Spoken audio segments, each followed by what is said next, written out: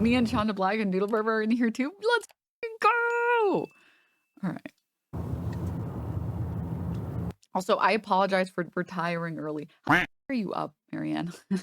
I apologize for retiring early in the night yesterday. I was so tired. I was so tired. I'm such an old person.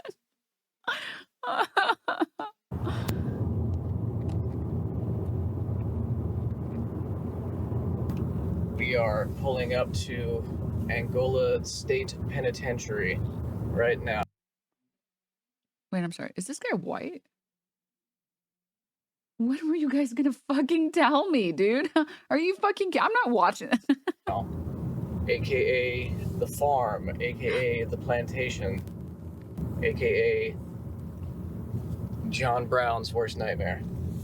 I'm parking only. Concerning looking into this.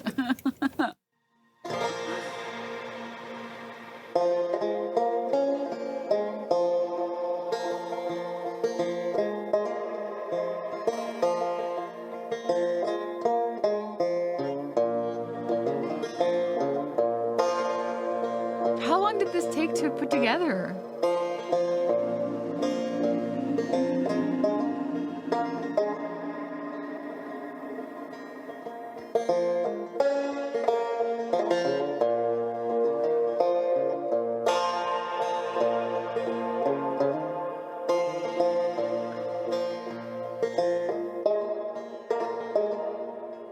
Three days of filming, 2 weeks of editing. That's so cool. I lived in Louisiana my entire life. Katrina, the BP oil spill, 2016 floods, Cancer Rally. It's difficult to imagine a more impoverished state than this, or how much worse it could get. In 2024, Louisiana was voted the worst place to live in America. That's so fucked up. Like, actually, like, can you imagine you find out everyone else in the country that you live in thinks your area is the worst? Oh, God. Sorry, I only have one experience with Louisiana, which is I was road tripping from Florida to Texas, and the drive was fine the entire time. And then we get to this bridge in Louisiana, okay?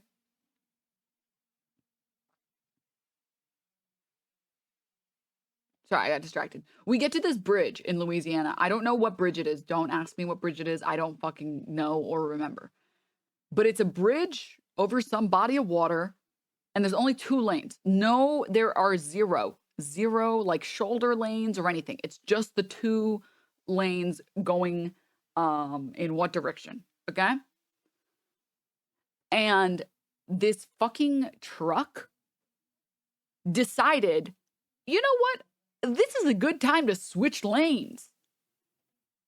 And if not for the fact that the driver in the car was awake, that fucking truck would have just thrown us into the water. Like, the driver literally had to brake as hard as they could because this truck was like, no, I want to go in the other lane. And I was like, I hope I never have to be here ever again.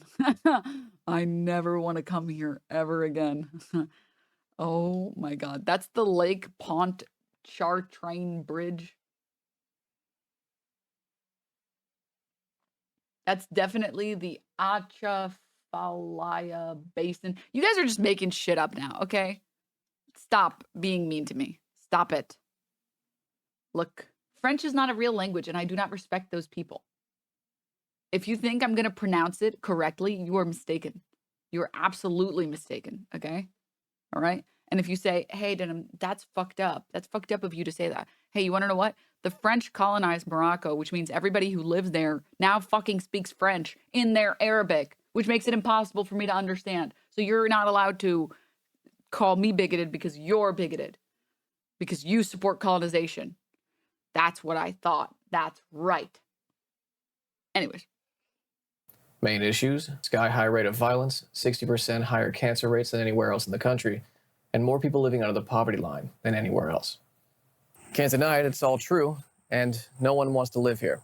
The fanfare in tourism might be an illusion, but it's right here, just around the corner. And it keeps getting worse. It's a state of dreams, and we're all big dreamers. It's no secret that the American prison system is an amalgamation of man-made horrors beyond your comprehension.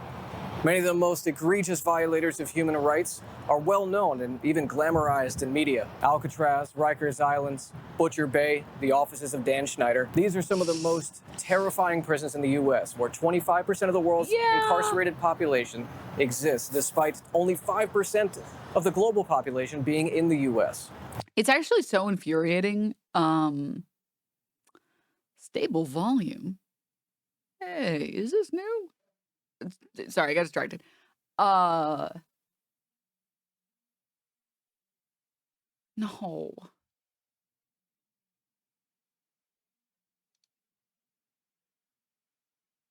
Forgot what I was saying. No. Leave her stoner brain alone. Brain sees hard word to pronounce and says F it. Hey! Hey! Hey. I'm a respectable stoner, okay? I only get high at night. Okay? I spend my waking hours working sober. All right? Cease and desist immediately. Immediately. Okay? Fuck. This stupid ADHD. What was I gonna... Okay. It's fine. It's fine. It's fine. Let me fix the These subtitles. monuments to mankind's worst tendencies pale in comparison to the brazen inhumanity of the largest maximum security prison in the country. It's called by many names. It's crazy how people fall for propaganda. It's crazy. Like, Americans have successfully fallen for the propaganda of like, no, you don't want to do the time, don't do the crime.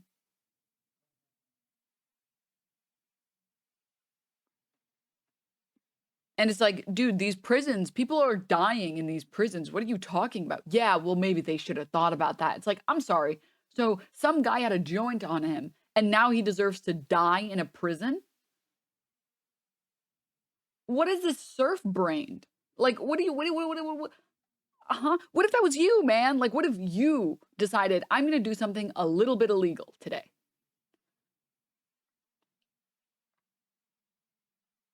It's like you have like I can be your devil or your angle.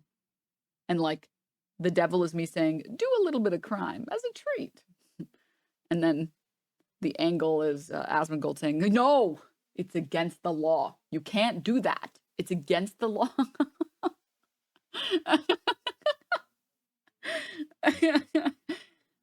The angle? Yeah, you guys have never seen that meme? It's like the graphic design is my passion. I can be your devil or your angle. It's like this is the meme format. It's spelled wrong on purpose.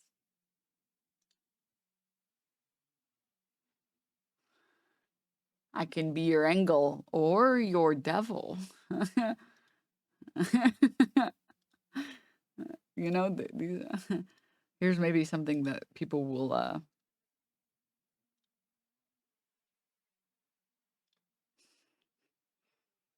yeah. Yeah, you guys know this meme, right? You guys know this meme. You guys know it. Don't look at me like you don't know this meme. Okay? Stop. All right. Yeah. We're going to go back. Alcatraz to the south, the farm, the plantation, Lee's wet dream, and the reason Sherman didn't go far enough. I'm here in the cancerous Bunyan of America, South Louisiana, to investigate what the hell is going on here. But first, some history. Originally a collection of 4 contiguous slave plantations named after the very country that its slaves were stolen from, the property along the Mississippi River was leased to a Confederate Major Samuel Lawrence James in 1869 to operate as a convict leasing facility. Officially, Louisiana began using the facilities as a state prison in 1901, eventually having to relocate all of the inmates from what was the Louisiana State Building here, and is now the Louisiana Lottery Building. But a legacy of slavery and nepotistic appointments to the position of warden over this fiefdom of subjugation have shown that without question, the institution of slavery has never left these lands. And while there is a rich history of emancipatory movements and the fight against exploitation, no state comes even close to incarceration, poverty, crumbling infrastructure, and economic inequality. But we do have some pretty dank food, so that's, worth something. So what exactly is going on here? Today, nearly 4,000 incarcerated people are held within the 18,000 acres of this modern-day slave plantation. 2019 report showed that Angola has the highest per capita death rate of any prison in the U.S. Many of the medical staff were found to have had their medical license revoked and are still employed here. A recent ProPublica report on Angola's inhumane medical care described conditions where medical staff used isolation as a form of punishment for daring to have grievances with their lack of basic medical care. Take, for example, Kentrell Parker, a paralyzed man who was put in a small... What I don't understand is how do you solve the lack of humanity problem in like Americans? Not to say that it doesn't exist outside of America. Obviously, it fucking does. I think America, it's just such a bootstrappy culture that people are like fully into the whole people have to suffer thing. Like, how do you fix that problem? Like, dude, there's still people, man. Like,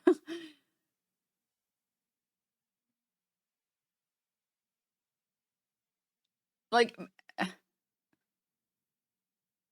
in my opinion, you should be able to tell someone the statement, hey, on the off chance that you wrongfully convicted this person, maybe we shouldn't make everyone suffer. And that should be enough. And yet some people still won't even listen to that. Let alone my perspective, which is I don't really care what they did. Why are we causing excess suffering? How does that it's not benefiting me. It's not benefiting anyone else.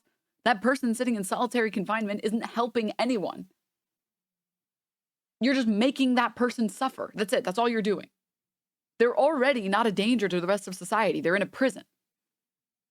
Whatever they did to get themselves in a prison for however long, they can't do it. They're inside of a prison. Why are you just making excess suffering? What's the point? It's like, huh? Like, what? Why? Why is that okay? Why is that cool? What? Because here's the thing, right? My brain can comprehend the whole like slavery thing because it's like capitalism, right?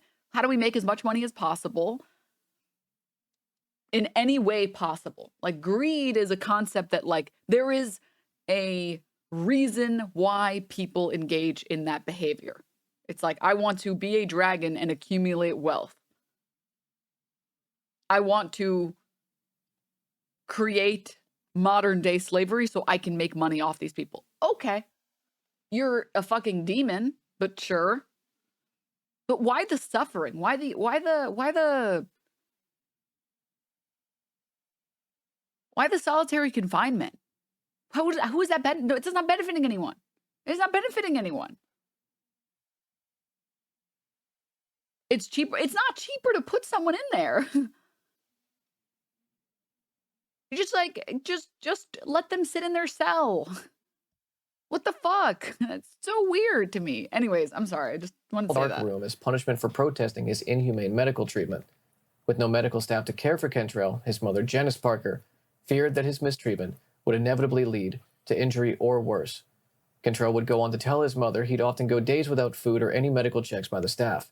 And Kentrell's mistreatment is not an isolated incident. Multiple reports over decades tell a similar story, where staff neglect would lead to infection, disease spread, prisoners resigned to caring for their fellow inmates, and even death. If solitary confinement for paralyzed inmates was not horrific enough, a 2022 ProPublica report found that 70 to 80 juvenile detainees, mostly black boys, were transferred to a decommissioned death row wing in Angola, while a new juvenile facility was being constructed. But cruel and unusual punishment seems to be the mantra of Angola. The country's largest maximum security prison doesn't get a nickname like the plantation without prison labor. Despite the importance of anti-racist social movements over the last... I think it has to do with the need to survive. The way I gather, people don't really think it's their problem because they have their own problems that outweigh the problems of others. Okay, but that's like my opinion on things like Palestine, right? It's like, I'm not going to tell like a single mom with 2 jobs that she needs to care about Palestine. She has much bigger issues in her life that she has to deal with before she has any energy to expend anywhere else, right? My criticism is of the people when you tell them why the excess suffering, why the solitary confinement, why? And they're like, well, they should have thought about that. It's like, what are you talking about? Like, what? You're just fucking sick. Like, you're just sick. Like, what? You're not doing anything but being a piece of shit right now. Like, I don't know how to tell you this, man. Half century, racism hides from view within institutional structures, and its most reliable refuge is the prison Also, system. doodle A tiered birds. system of exploitation is ever present, where prisoners, if they're lucky, are paid 2 cents an hour in Angola's trustee program. Trustees? Trustees, Is that yeah, that we term trust for them. prisoner? This was originally a cotton and agricultural plantation and still is today. There are tiers that the trustee program has inside of Angola, where tier 1 trustee worker, you're in the fields. These are Literally picking lifers. cotton. Yes, literally picking cotton, okra, peppers. Wow. While officially trustee systems were done away with in the 1980s, so too was slavery in the 1800s, yet here we are. When you arrive at Angola, you're sent out into the fields to plant and harvest a variety of crops from peppers.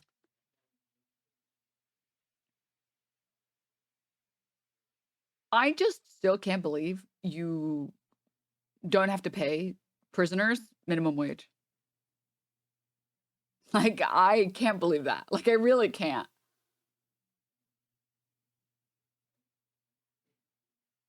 I'm how that's legal is beyond me. I just don't get it. I like don't understand. Like, I genuinely just don't get it. Like, I'm literally just talking the $7. Dude, I'm just talking the $7.25 an hour. Like, that's literally it. I'm not even talking about like a fair wage for the labor. I'm just talking about just anything and just like Ubarl, thank you for the tier 1. They're trying not to pay them anything at all. I remember being on a trip in middle school to Angola and speaking to some of the trustees and how they were made essentially to push propaganda that they deserve all the shit done to them and that they're thankful for the tiny amount of benefits that they get.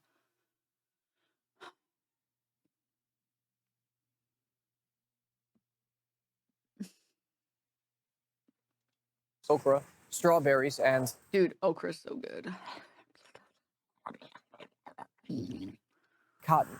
Moving from the fields to other forms of work requires years of work and an arbitrary system of good behavior. Trustees are allowed to raise cattle, breed and break horses, and do maintenance around the facilities. But the most coveted trustee program is the doghouse.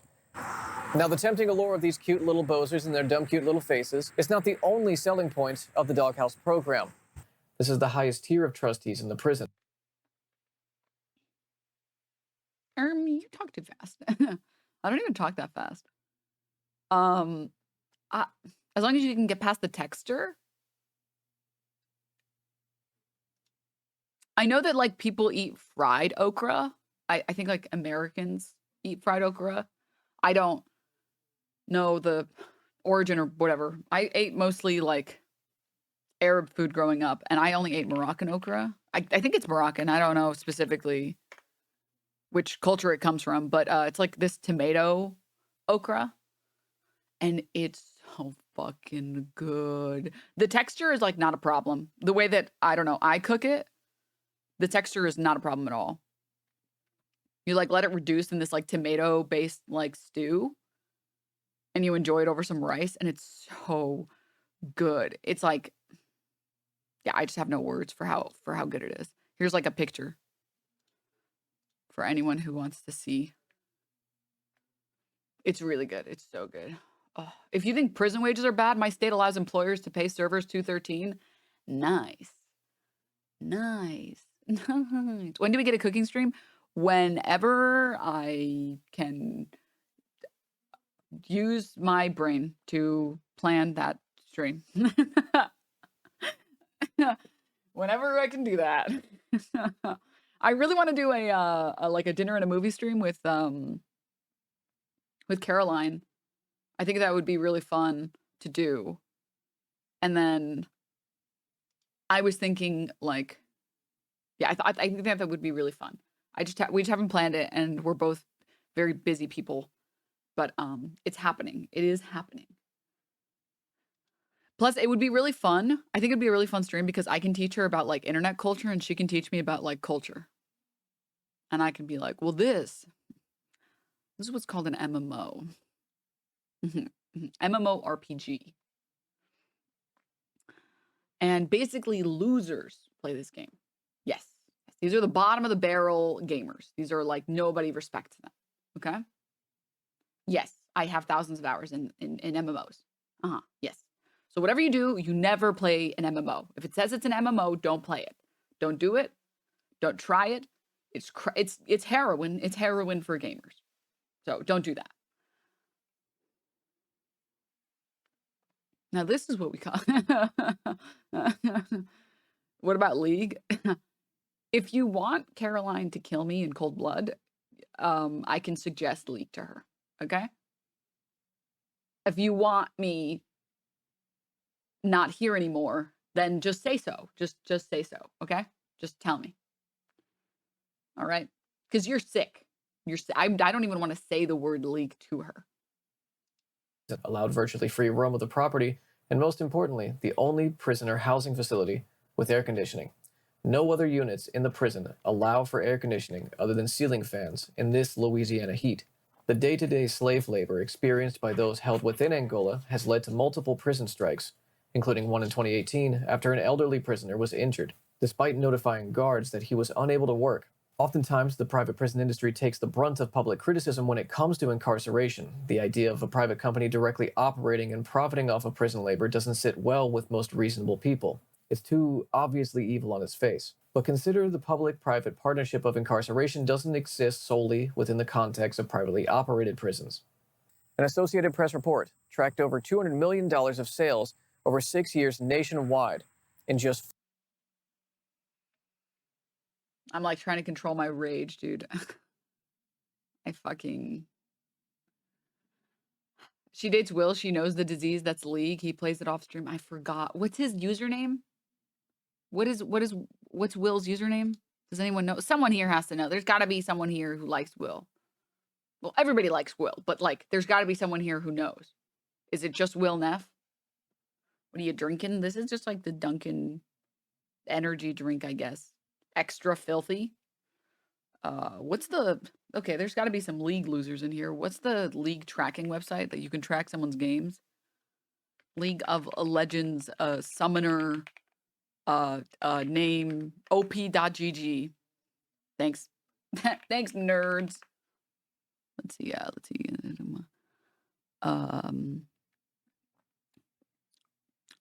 Extra filthy.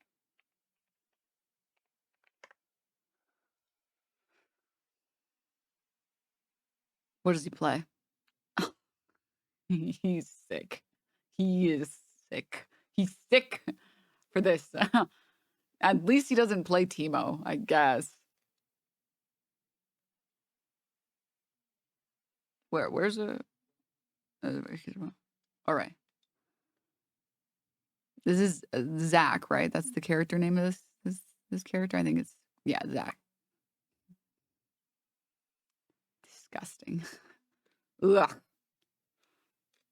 Ranked solo. Oh my god. Oh my, he's playing ranked solo games. No. At least he's winning though. Hey. You think he knows Owen? The classic Amumu 2 and 10. Excellent.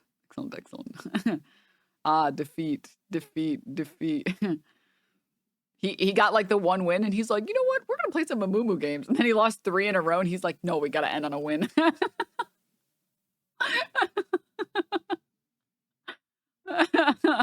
I've been there. Don't worry. I've been there. Not with League, because I'm not sick in the head.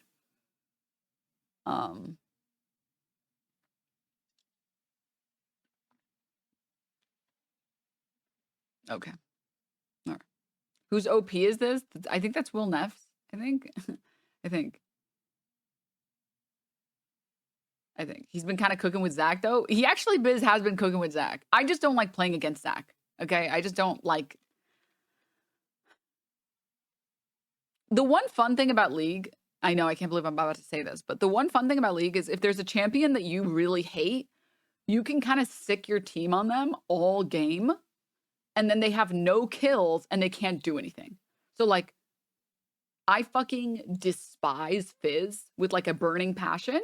So like, I try so hard anytime there's a Fizz in my game. I'm like, guys, we have to make this guy want to throw his PC out a window. All right? I want him to have 0 kills. 0. You guys understand? I want him to not play the game. I want him to never want to play the game ever again. All right? And we'd be doing him a favor so we can finally go outside and play something that isn't fucking Fizz. So, yeah. Yeah. Gray screen simulator.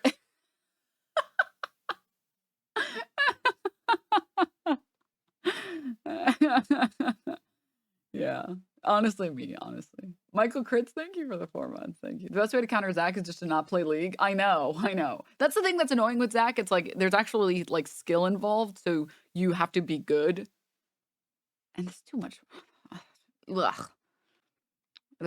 Top lane mentality. Excuse you. I'm reformed. Okay. I'm a Nautilus main now. Thank you very much. Okay. I'm not a sick fuck anymore. Food and agriculture produced with prison labor in both public and private prisons. From Walmart, Kroger, Target, Aldi, Whole Foods, Cargill, and as mentioned before, a variety of crops that include cotton. Let's talk about cotton for a moment. When words like cotton and the South are said in the same breath, most people's minds go to the antebellum South.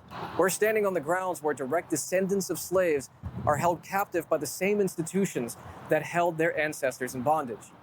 Take Willie Ingram, for example. Willie was held in Angola for 51 years for a crime he maintains he did not commit. Originally told that he would only serve 10.5 years to avoid the death penalty. But it was only until 2021 that a sympathetic judge gave him his release. He was 73 when he walked out of these gates. Around the same time that Willie was sentenced in the 1970s, the nation had sweeping prison reforms, including Louisiana. But fixing, repairing, and outfitting any public facility costs money, which typically would come from raising taxes. And if this state hates anything, it's raising taxes, spending money on public works and social programs, and goddamn Alabama. Go Tigers. The Louisiana residents don't rank high in economic opportunity and income, so that money had to come from somewhere. And it just so happened that right around the same time that these reforms were mandated, the Yom Kippur War kicked off, and Louisiana's other favorite vice stepped in. Petro-capital.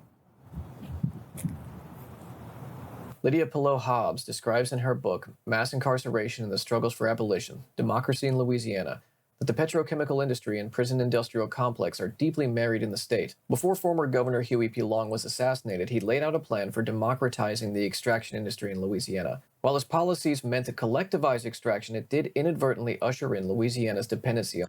The sad thing about taxes is that the people who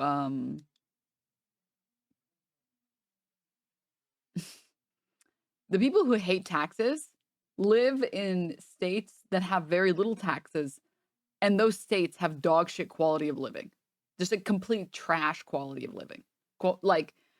I forget where. I think a friend of mine who was living in like Idaho or something.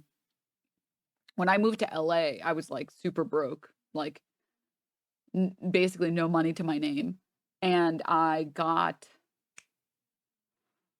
like the state sponsored healthcare. I forget what it's called. It's like I don't remember, but it doesn't matter. And basically everything that I wanted to get done, I got done for free. Like I had to go get some cavities filled and it was free. I think I got like my wisdom teeth extracted and it was free. I went for like doctor checkups. It was all free. Like it was literally all covered. Obviously you can only go to doctors that specifically take that healthcare. I think it's called Medi-Cal. Yeah. But it's like state-sponsored healthcare that everyone pays into. And if you're below a certain income threshold, which at the time I was, everything is free. That's it. Everything, as long as you're going to a doctor that takes that stuff, then you're good. Now, the problem, of course, is that there's a lot more waiting time. Like, sometimes they will have to submit the forms to like the offices to get clearance to cover something. And then that can sometimes take like 3 or 4 times. And sometimes they don't cover certain things. So like, for example, when I got a crown for my root canal, I think they only covered a specific type of crown. And they didn't cover, I think what I have now is like is it a porcelain crown? Or no, it's the one that, the bestest one. The one that looks really sick, that looks really, really natural. I forget what it's called. It might just be a porcelain crown, but I don't remember. Yeah, I think this is the one. These are the 5 types of crowns. Open image in new tab. Porcelain fused to metal. I don't know which one I have, but it's one of these 2. But here we go.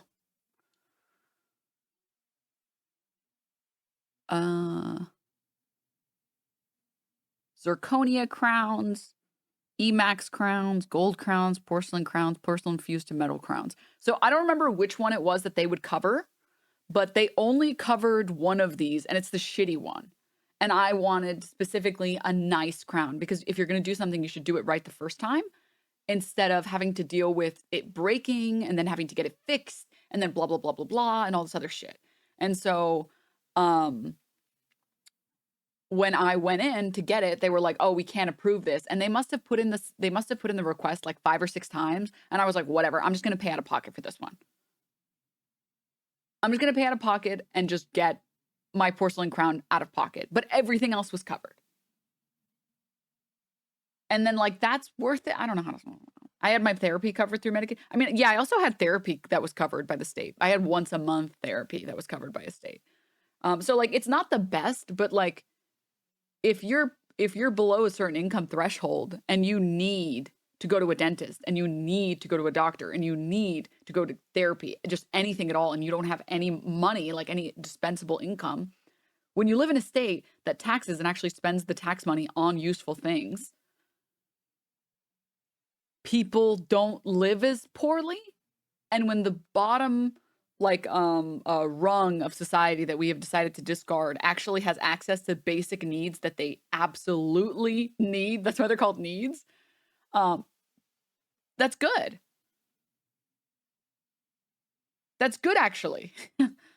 Like, and my friend, who at the same time was at the same income threshold as me, but they lived in like Idaho, they were like, my state doesn't have anything like that. No, I've tried finding anything like that. There's nothing like that. No, I still have to pay basically everything out of pocket. Yeah. And it's like, oh, yeah, it's almost like the taxes do go somewhere. It's just, the problem is in the US, we only help people if they're below, like, I would say if you make less than 30 grand a year. Some states even like 20 grand a year, and that's nothing. So once you go above that threshold, but you're not making enough money that you're living comfortably, now you have all these bills and not enough fucking money to pay for anything. So like that's the bigger problem in the US. The problem is we try to give people a very, very, very, very basic coverage, but then we don't do anything else. It's in Virginia, it's like 23K is the max. It's a joke. It's just a joke. So, yeah. Poverty threshold is like 12K, if I recall correctly. Yeah. It's just that in reality, it should be a sliding scale, not a fucking cliff. And that's also why when people are like, yeah, well, what about all this welfare fraud that's happening? Guys, have you seen this welfare fraud? It's like, dude, if people are going out of their way to get a card to pay for food with, I good for them. Like, if they're down to do all that, they probably need it, to be honest. Because I don't know anyone that's wealthy enough that they don't need it and they still go out of their way to get it. And even if that was the case, we have enough food. Like, what? I don't care, actually. I don't care if some people have a food stamps card that they technically don't qualify for. That's fine with me. It's like, in some cases, it's like $200 a month. Like, that's nothing. That's fucking nothing.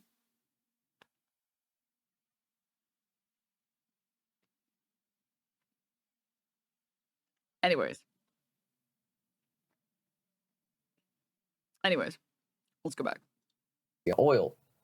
And while oil became the sole economic driver of the state, once the Yom Kippur War broke out and recession gripped the American economy, the rapid rise in oil prices accelerated the growth and investments in prison expansion, feeding into an Ouroboros of oil shares and iron shackles. For a more in-depth look into the tax haven of Cancer Alley, I highly recommend checking out Why Louisiana Stays Poor from Together.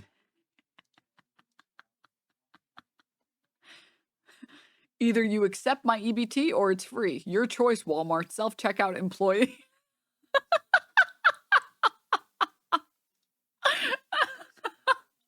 Wait, can I play the Sabrina video? Can I play it? Stealing water, Sabrina. What? No, it's Abelina, Sabrina. Ah, here we go.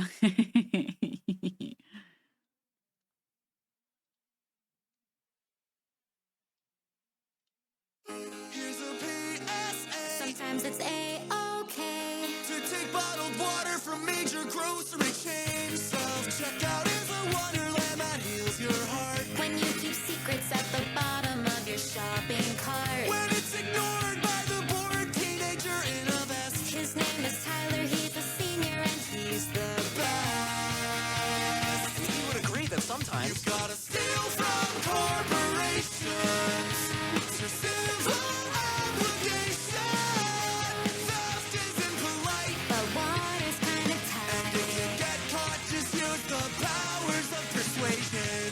Oh my God, I'm sorry. I didn't even remember that I put those down there. I'm sorry. And my groceries were covering it all up. What's that? Do you want to see my receipt? I'm sorry. I actually can't. What is that? I thought it was a yummy saltine cracker. I love her so much. I fucking love her. Oh, yeah. Yeah, guys, it's actually always acceptable to accidentally forget that you had stuff at the bottom of your cart.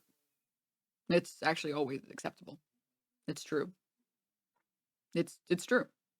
It's totally true. They have breakage, guys, okay? Don't worry. It's fine. It's fine. Louisiana. The results are a state that gives preferential taxation to these multinational petrochem companies. Thus, the school-to-prison pipeline traps kids to grow up in cancer-ridden, underfunded communities that are, by the nature of this system, over-policed, only to end Also, look no further than fucking Mountain Dew mouth. up working these very fields every day with no protections, no autonomy, no rights. But don't worry. Prisoners who qualify are allowed 1 weekend a year to take part in the Angola prison rodeo. Mountain Dew mouth. It's like it like plagues the what is it called? Let me find a YouTube video.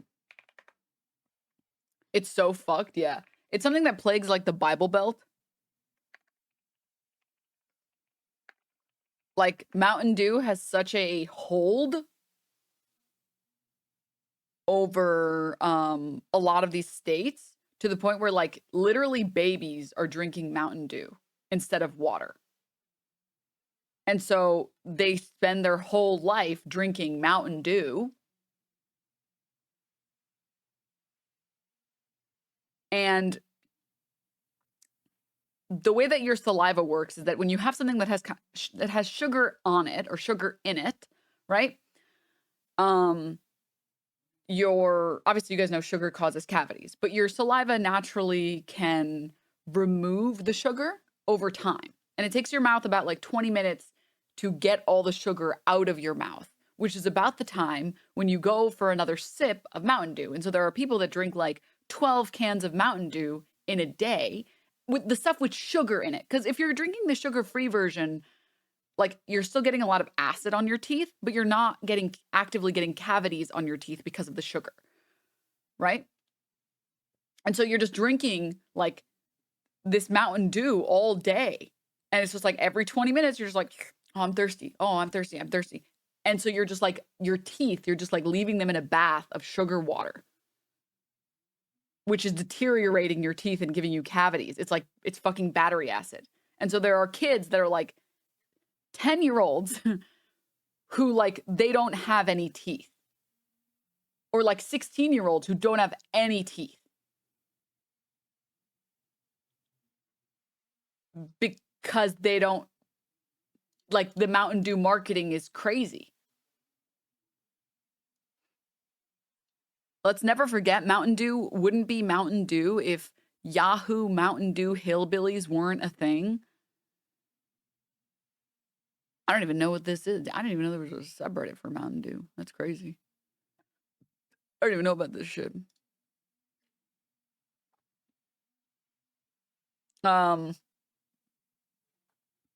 There was like a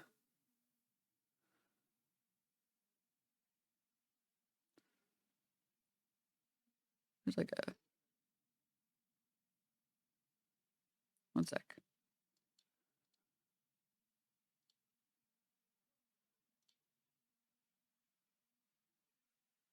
I think this is part of the documentary I watched. I hope this is the one. One sec.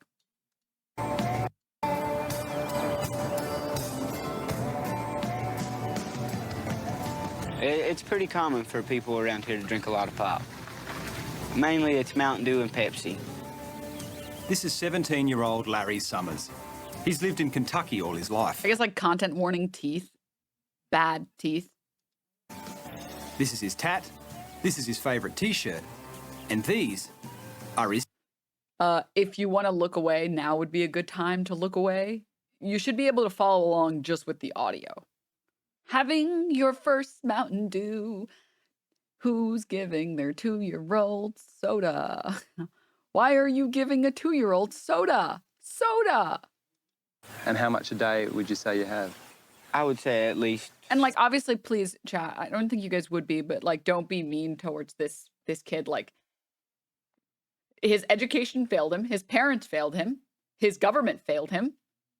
And now, when his brain is developed, just a little developed, he's like, oh, all that soda I was drinking? I was not supposed to be drinking that soda. So direct your anger towards corporations like Mountain Dew. System 420, thank you for the sub. And towards like the state. This should go further on to prove that about obese people in America, corporations make everything so tasty that it's addictive. Yes, that makes you addicted to their products. Yeah. 4 or 5 bottles. If it was cans, I would say at least. Caffeine and sugar are things you can get addicted to. There is such a thing as a sugar addiction. There is such a thing as a caffeine addiction. From this documentary, this is a really good documentary. Maybe we can watch it sometime together. But the documentary was showing this guy, this dentist, who has a mobile dentist or like clinic, an RV-based dentistry. And I think he charges people a lower rate to help them get their teeth in order, essentially. Yeah.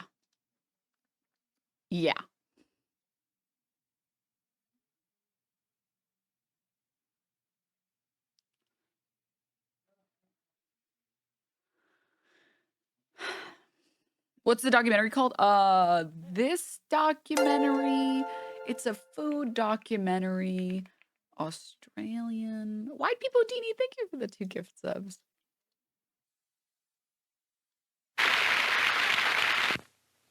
Yahoo! Mountain Dew! Oh, beautiful Sal was a stone-hearted gal, refusing to bill or to coo.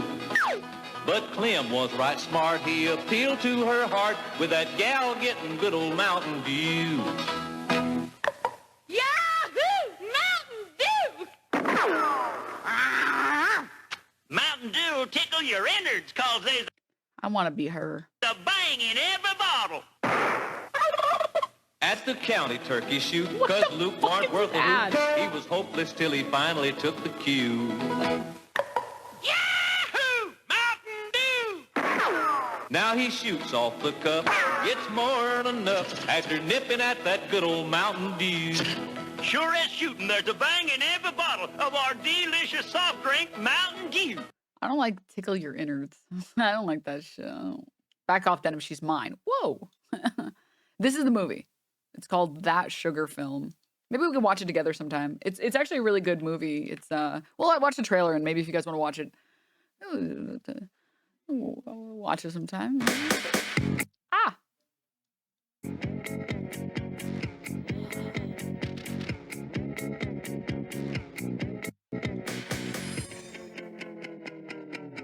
Why? Stop. Sugar is now found in 80% of the foods we eat. But with the constant confusion over its effects on our health, and with this little person on the way, I feel like I need some definitive answers. The point is to test out a very high sugar diet. How are you going to do that? If you want to match averages, 40 teaspoons of sugar a day. 40 a day. But they must be hidden sugars, found in commonly perceived healthy foods and drinks. So no soft drink, confectionery, or ice cream. People on this planet are growing sicker every day. And many scientists now believe that fructose has a role to play. I'm eating the same amount of calories as I did before, and I'm not feeling full. These calories do dramatically different things in the human body. If I kept going for these levels, would I be knocking on the door of obesity? Definitely. You haven't got far to go. Fructose. Any sugar, brown sugar, white sugar, fruit juice concentrate from fruit juice, equal effect on your health. Not feeling very well at all today. My fuse is a lot shorter. Your mental function is just unstable. You've got the sign. Okay, enough of this. The TLDR, the guy's like, he sets out on this like 2-month journey. It's similar to like Super Size Me, but it's a different strategy because Super Size Me is just showing, hey, fast food is bad for you. You shouldn't eat a lot of fast food. They're not portioned well. And it's too many calories in a day if you ate it for breakfast, lunch, and dinner. This movie is a little different. This documentary is like, hey, I'm going to buy exclusively items that are marketed as healthy items. I'm going to buy healthy yogurt. I'm going to buy healthy juice and healthy graham crackers or whatever, like stuff that specifically is advertised as being a healthy choice. But I'm going to try and make sure to get in the daily average of 120 grams of sugar or whatever. And then let's see what happens. And so he's more pointing out that like deceptive marketing has plagued modern society. Super Size Me was about McDonald's. This is more about how our education on what food is good for you and what food is bad for you is not great. And it's made worse by the fact that marketing is very legal, we'll say.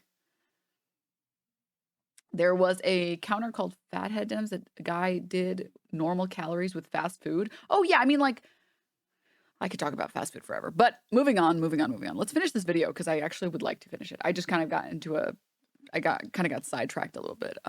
Yeah, the southern states, like the Bible Belt and the states surrounding the Bible Belt, they don't give a shit about the people that live there, which is why there's tons of people with Mountain Dew mouth who just like are drinking Mountain Dew straight out of a fucking baby bottle at 2 years old.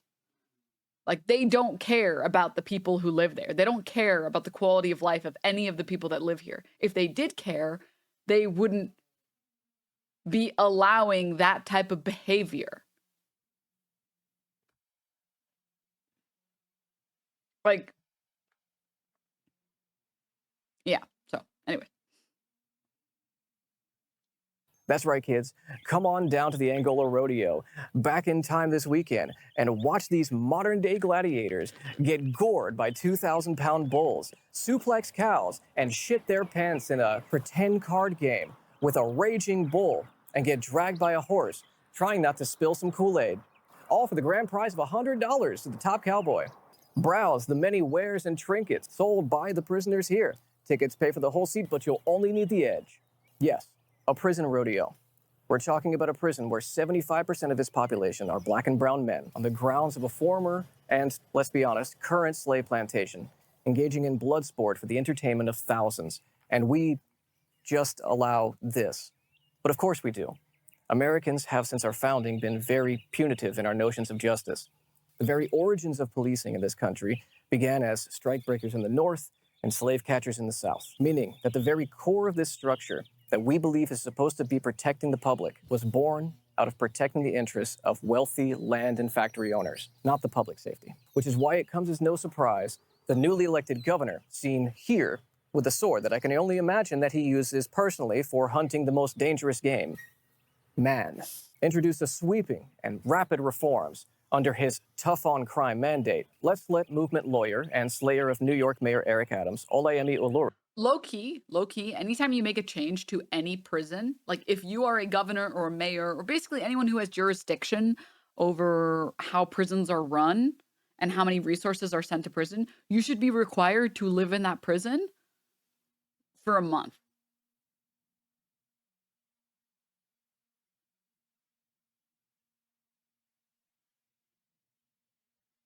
Like we shouldn't be letting people who don't have to live in prisons make rules about how prisons are run.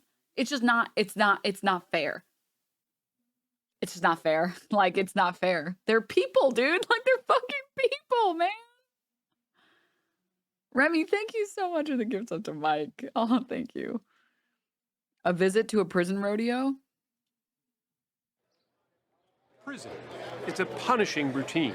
The food, the clothes, the view, nothing changes. Life's variety, like an inmate's freedom, is taken away. America makes me feel like a far left commie. Like, I can't believe I am like far left in the US because my stance is, hey, we should treat people that live in prison fairly. Yeah, people should have their own bed and their own room and not worry about getting assaulted. And they should have clean food and water. And solitary confinement should be banned. If you want to solitary confine someone, just put them back in their room. They're getting in arguments with the other prisoners and the other inmates. Just tell them, okay, well, you get to sit in the rest of your, you get to spend the rest of the day in your room. Don't worry, your room has a TV in there. It's got a bed. It's got a fucking, a bathroom. There's a window. Spend your day in there. Go ahead. Send them to their room. Yeah, it's like...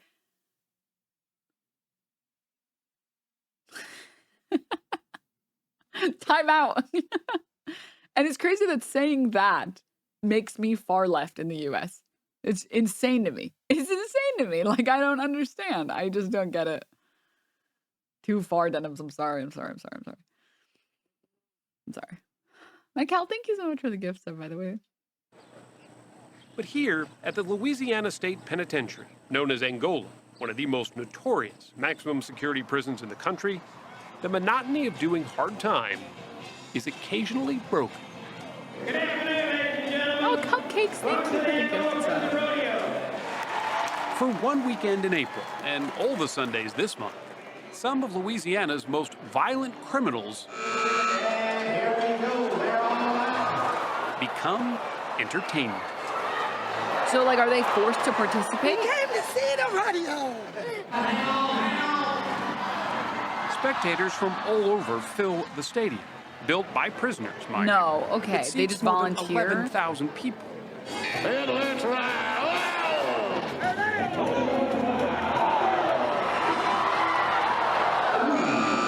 It's an odd mix, both animals and inmates released from their respective confinements to duel it out.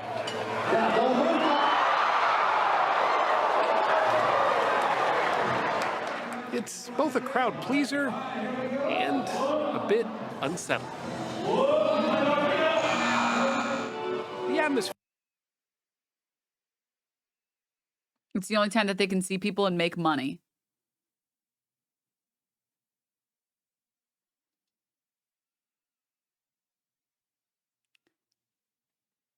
How much force is a horse kick. Again, how many? What's the measurement that they use for force again? 1 horsepower. Stop.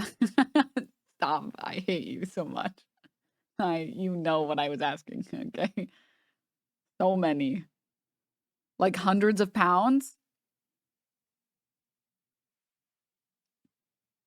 You can die from like a horse kicking you in the wrong place, right? Like obviously if a horse kicks you on your leg, maybe you'll break some bones in your leg or whatever. But like if a horse kicks you in your chest, it's a lot of pounds of force, isn't it? 2,000 pounds of force. I can tank it. Shut the fuck up. 90% sure that people have died in that rodeo?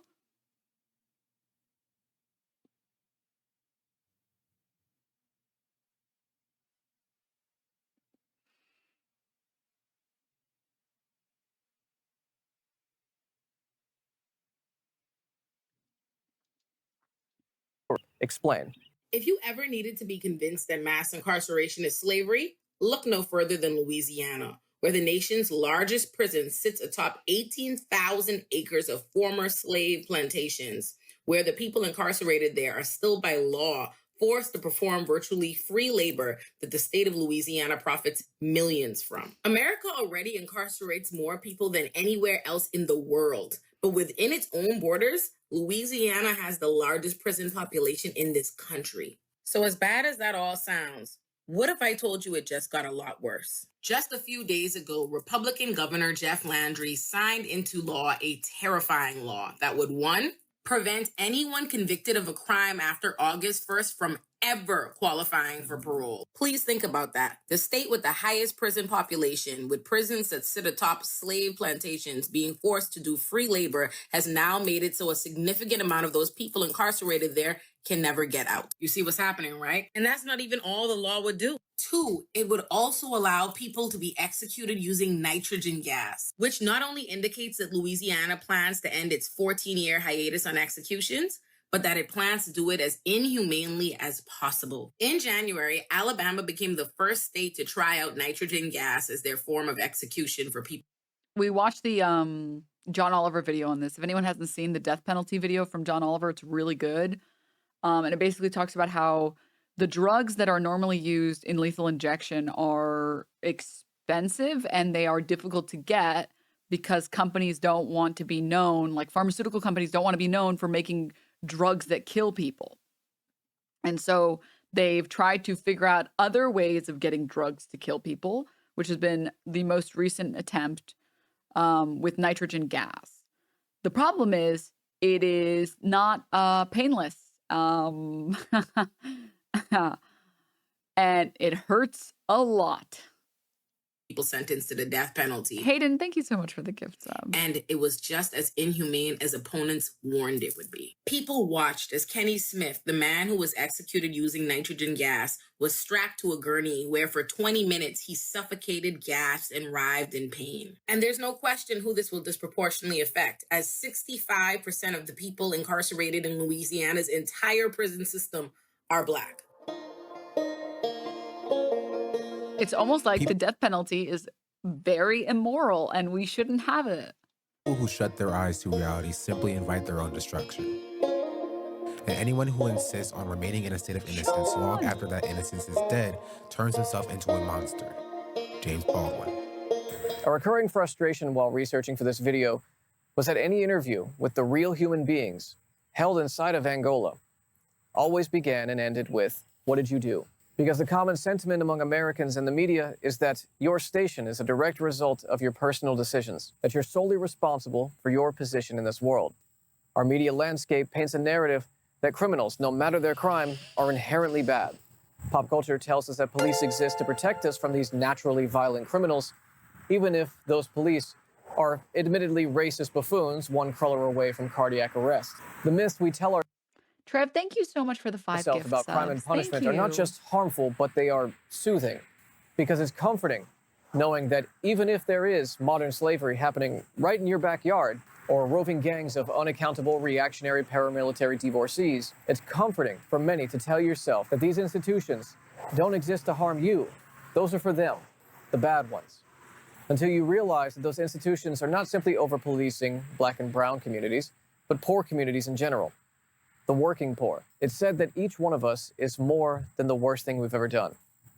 But for those with power and like, again, this just goes back to, I don't care what someone did. Serving life in prison is the punishment. That's the punishment. You murdered 5 people. Okay, you're spending the rest of your life in jail.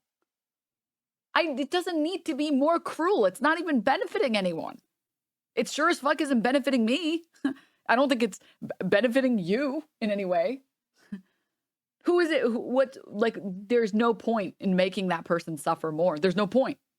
It's not beneficial anymore. There's no point in doing it.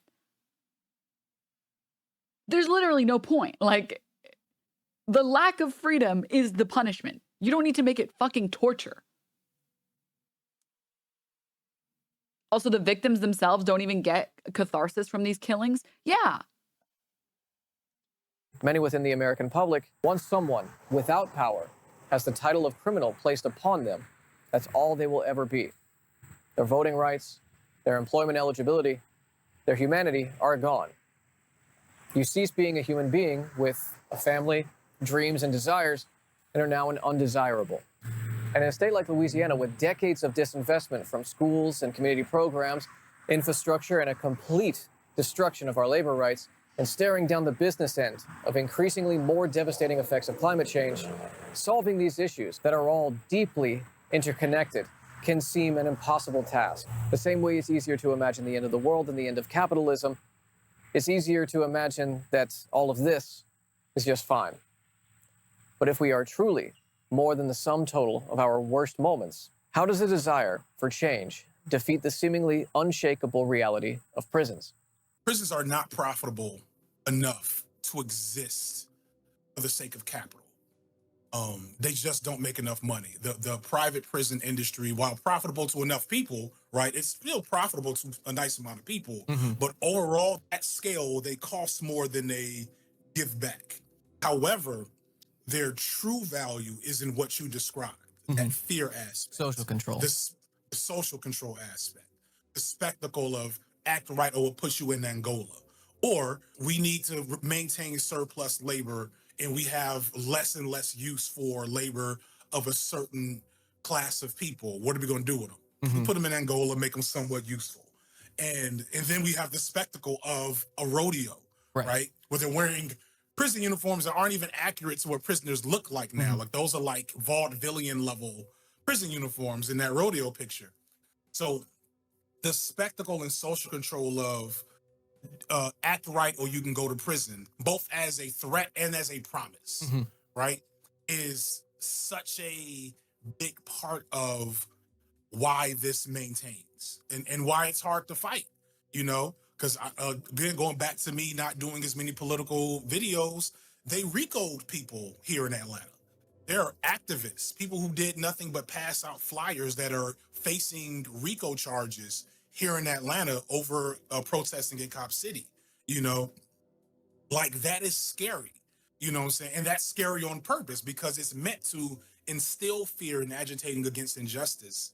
And like being aware and organized around that reality is of the utmost importance right now. That Fear intersects not just along like historic racial marginalization that exists within the class dynamic too, because it's not just the prison. This is something many people experience when you're out with your parents as a kid and they see someone who's unhoused and say, you know, study your homework or you don't want to end up like that person. The violence of both poverty and direct violence from, you know, the state through police and incarceration is an ever-present force. And it feels as though, going back to specifically Angola, and it's very apparent, like, you know, remnants of the antebellum South, that whether we're talking about the Daughters of the Confederacy putting up Confederate statues during Reconstruction and Jim Crow, there is an ever-present, you know, the master is not left. You know, this is still here. You know, this can easily backslide for any person, for any group of people. Here's the part of the video where I say scary words like abolition, defund the police, systemic racism, collective ownership, and progressive taxation. And we've only scratched the surface of a seemingly very complicated issue of policing and incarceration. I could never present everything that's wrong with this in a single video. If there is one thing I want you to take away from this, other than, holy shit, slavery is still real and is still here, I'd like you to consider the words of Stafford Beer. The purpose of any system is what it does. If policing primarily occupies black and brown and immigrant and poor communities, if 75% of prisoners come from those communities, if the 13th Amendment allows for slavery as punishment for a crime, and if the consequence of maintaining those systems is that your kids go to school every day in underfunded, crumbling schools, maybe that's not an accident.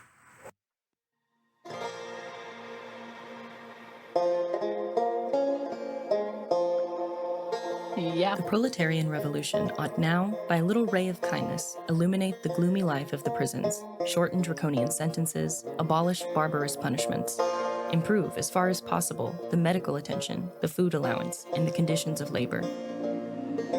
The existing disciplinary system, which is impregnated with brutal class spirit and with capitalist barbarism, should be radically altered. But a complete reform, in harmony with the spirit of socialism, can be based only on a new economic and social order. For both crime and punishment have their roots deep in the organization of society. One radical measure, however, can be taken without any elaborate legal process. Capital punishment, the greatest shame of the ultra-reactionary German code, ought to be done away with at once. Why are there any hesitations on the part of this government of workers and soldiers? The noble Beccaria 200 years ago denounced the ignominy of the death penalty. Doesn't its ignominy exist for you? You have no time, you have 1,000 cares, 1,000 difficulties, 1,000 tasks before you.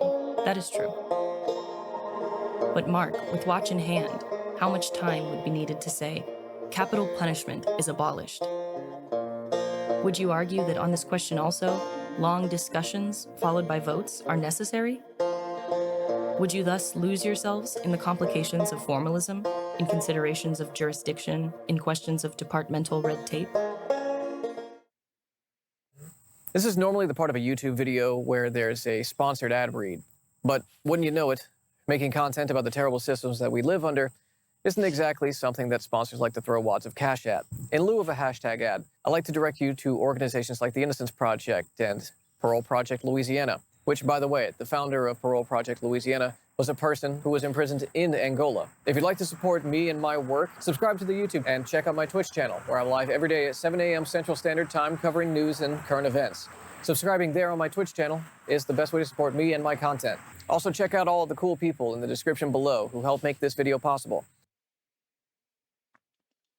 0 out of 10. No ad break at the top of the hour. Kind of underwhelming, honestly. Yeah, I learned some stuff, but like, what, my suffering has increased? Thanks a lot, dude. Thanks a fucking lot. Please go subscribe, and I'm gonna subscribe. I didn't even know that you made YouTube stuff. So please subscribe, comment, like, etc.